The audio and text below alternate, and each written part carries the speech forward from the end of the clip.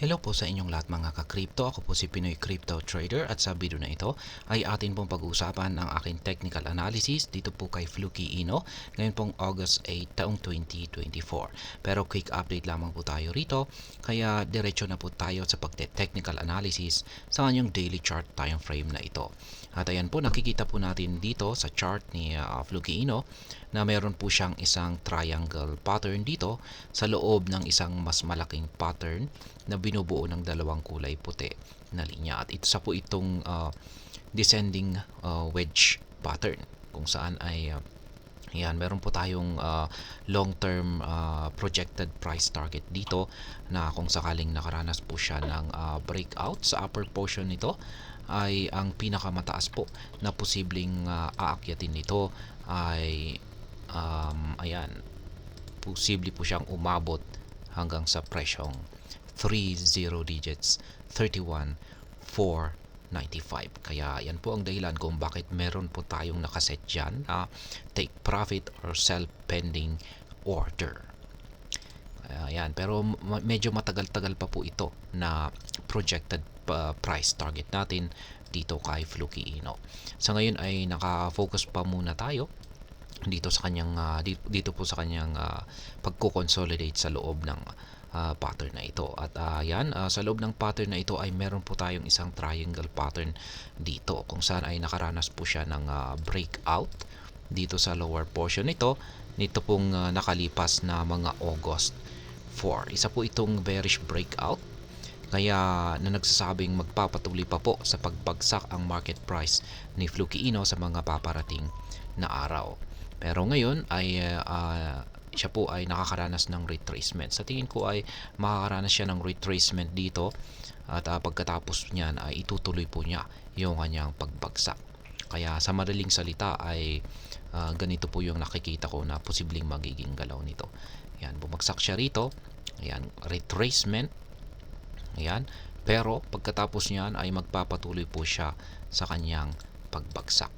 Ayan. Ngayon ay pagdating po sa ating trades ay meron po tayong na trigger na isang buy pending order nitong nakalipas po na August 5. Kaya ayan, dito po yan.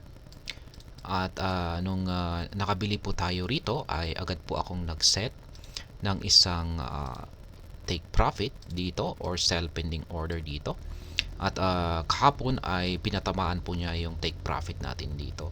Kaya ayan, nakapag-take profit po ako kahapon dito kay Fluky Ino. At ngayon ay muli ay nag-set po ako ulit ng isang buy pending order dito. Kaya ngayon ay yan po yung updated na aking mga live trades dito kay Fluky Ino. At ngayon ay nais ko pong dagdagan yung buy pending orders natin dito sa ibaba kasi medyo malayo po yung agwat sa sunod na buy pending order natin dito. Nais ko pong lagyan dito sa gitna. Kaya ayan, kunin po natin dito sa lower portion ng ating pattern na ito. Ayan. Kasi yung pagbabagsak po siya ay mataas po ang posibilidad na tatama siya or babagsak po siya dito sa lower portion ng ating pattern na ito. Kaya dito po ako magsiset ng isa pang buy pending order natin dito. Yan, lagay po natin yung kanyang price level. At yan po ay nasa 40 digits 7837 na po. Yan, madadagdagan na po na ng isang 0 decimal digits ang presyo ni Fluky Ino. Ayan. At ayan po yung aking analysis at suportado po yan ng ating dalawang indicators. Mapapansin po natin dito na kulay red pa rin po, nananatiling kulay red pa rin po ang pangangatawan ng ating HASIP indicator. At habang humahaba ito ay mas lumalaki yung kanyang pangangatawan. Ibig pong sabihin ay mas lalong tumitindi ang nararanasang bearish momentum nitong si Fluky Ino. Kaya ayan, yung kanyang nararanasang bagyang pag-angat ngayon ay masasabi kong isa lamang po itong bahagyang retracement dahil sa mga signal natin dito. Ganon din po yung ating QQE mode indicator dito kung saan ay mga kulay red na QQE bars ang nabubuo. Ibig pong sabihin ay yung mga sellers pa rin po ang siyang mas nakakalamang against, laban sa mga bulls or mga buyers. Kaya ayan, sila pa rin po yung pinapangunahan pa rin po nila ang movement or galaw ng market price ni Fluky Ino. Kaya dahil dyan ay yan po yung aking mga basihan kung bakit ko nasabi na ayan, susubukan pong magkaroon ng retracement itong si Fluky Ino sa nabasag na lower portion ng ating triangle pattern dito, pero pagkatapos po ay masusundan ito ng kanyang patuloy na pagbagsak sa presyo. Kaya yan po ang aking nakikita or analysis sa magiging galaw ni Fluky Ino sa mga paparating na araw. At yan po ulit yung aking mga live spot trading positions ngayon dito kay Fluky Ino. Ngayon ay nananatiling meron po akong ayan, meron po akong 6.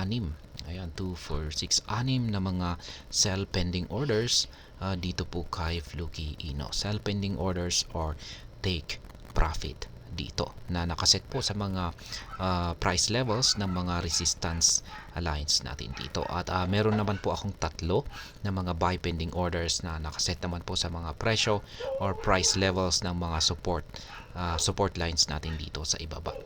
At yung previous trades po natin ay ayan, nakapag-take profit po tayo kahapon, kaya yan, masaya po tayo sa naging trade natin dito kay Fluky Ino sapagkat kumita po tayo dyan sa trade natin kahapon. Kaya yan, kung gusto po ninyong sundan or gayahin or kopyahin yung aking simpleng paraan sa pagtitrade dito kay Fluky Ino, ay ayan po, malaya po ninyong kopyahin yung ating mga nakaset rito na mga live spot trading positions dito kay Fluky Ino. Maaari po ninyong i-pause ito at ayan, para i-set up sa inyong mga ginagamit na trading platforms. Kaya para sabay-sabay tayo pong nakakapag-take profit kung umaangat si Fluky Ino, at sabay-sabay na rin po tayong nakakapag dollar cost averaging kung ito ay bumabagsak. At ayan po, sa mga bago lamang po rito ay check na lamang po ninyo ang description ng video na ito para malaman kung anong platform at mga indicators ang ginagamit ko dito. At hanggang dito na lamang po tayo sa video na ito, mga ka-crypto. Marami pong salamat sa panonood. Ingat po tayo lagi at God bless po sa ating lahat.